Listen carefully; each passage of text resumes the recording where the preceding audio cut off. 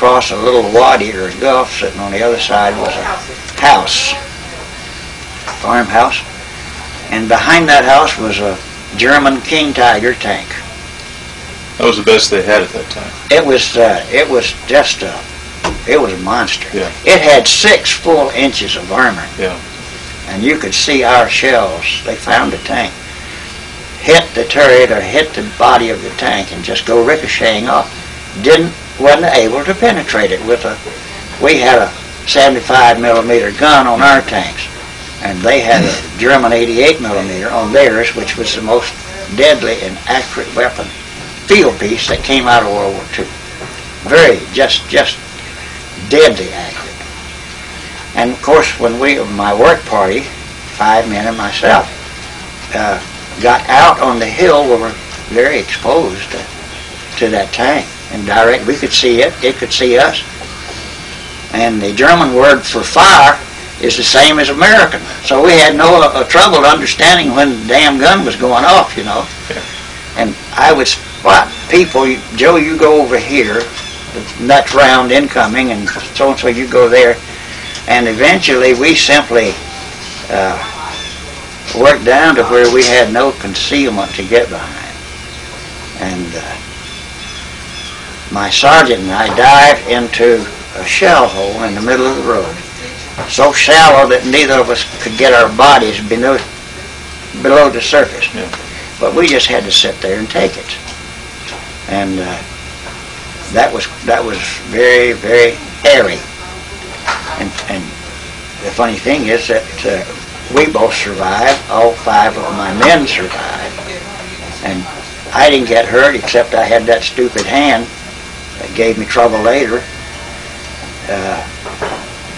And we were able to do the job, and we were all given the medals for it. And interestingly enough, both my Silver Stars came from that particular unit. Outside of my own battalion, my engineer battalion. This was a tank battalion.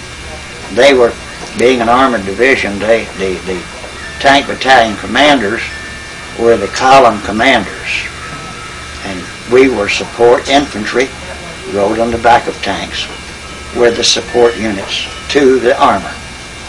Wrong place to use an armored division with all those mountains. Mm-hmm. And at night, we're making a night move, you could hear a tank fall off the road and just go tumbling down the mountainside. Of course, everybody inside the tank killed. Immediately. Yeah. Yeah. This lasted through 44. By this time we were in Florence, a beautiful city that I dearly love to this day. And surprisingly, the one place in the world I know of where Michelangelo's work is out in park areas and can be seen. And very world-famous sculpture that he did. Florence was fascinating. Now, Florence is north... Central Italy. Yes, in the Po Valley. In the Po Valley. Mm-hmm. All right. And we got above Florence, and we were pushing the Germans back towards the border into Austria when the war was over in April of 45. VE Day was declared. And we pulled back, and the Italians at that time were not a dark complexion, black-headed type people. Although they spoke Italian, they were red-headed and fair-skinned, just like you would imagine a Swiss or an Austrian to be. It was that type. Beyond me, you know. When I took your mother back in 1950 on a 10-day trip of Italy to show her Florence and Rome and some of the places, and even to Pompeii, she looked for little red-headed Italians all over the country of Italy, and confused her when she was in and around the Brenner Pass, and all of them were red-headed and fair-skinned. Yeah, how about that? You came to the end of the war in April of 1945. Tell us about your feelings. You had actually been in war for 2+ years. I had a very unsure feeling. We had had 22, 23 months of actual frontline combat. At that time there was no rotation policy or anything of this sort. And we all more or less expected to be killed. We arrived at the end of the war and we were still living. And it took us several days to realize that life goes on beyond the war, and that we had made it through. And it produced the greatest type of depression, believe it or not. Not elation, as you normally would expect, but depression. Well, what did I do for an encore, you know? That sort of thing. But I was shipped up to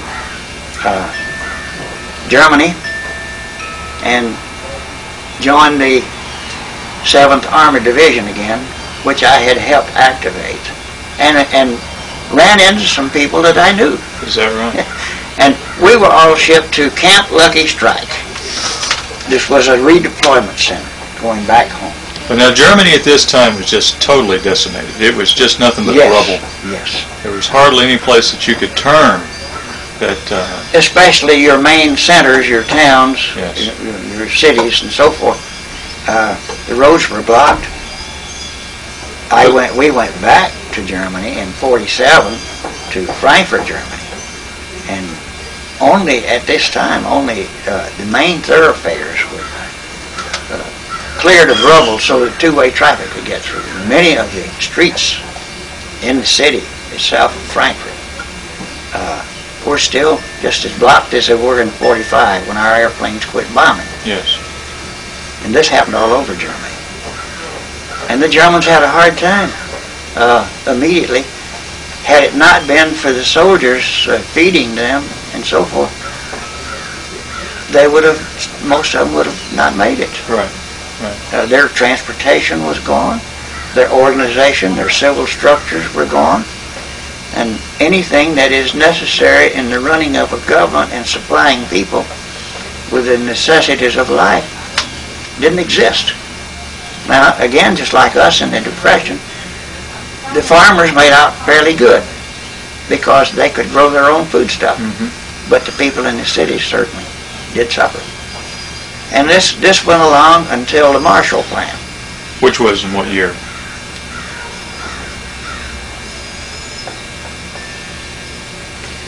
'47, '48, '49. Something had to happen fairly quick to keep Europe alive. Yes. Not only Germany, yeah, but France, yes. England, and the Marshall Plan. Of course, General Marshall got the only soldier ever to earn the Nobel Peace Prize, exactly. Which I saw in his museum on the campus of the Citadel. And this is the most impressive medal I've ever seen. It's just a glob of gold, yes, that has been appropriately inscribed. And it's just a stunning thing of beauty. The Marshall family retained ownership but loaned it to the museum, and it's on display in a very prominent part of the museum, along with a lot of his own personal stuff and artifacts from his youthful days on up through, and even after his career in the military. You were in Europe after the war for approximately 6 months to a year? Yes, because it took that long to go from a wartime organization into one primarily devoted to shipping those hundreds of thousands of soldiers back to the United States. Yes. During your time, post-war time, did you have an opportunity, or did you go by any particular concentration camp where you actually went in and saw what the Germans were up to? Not as such, because they were not in the part of Germany that I was in. I was later able to go near a concentration site. I can't remember the name of the place, but I was into town. I don't remember it at all the name of it.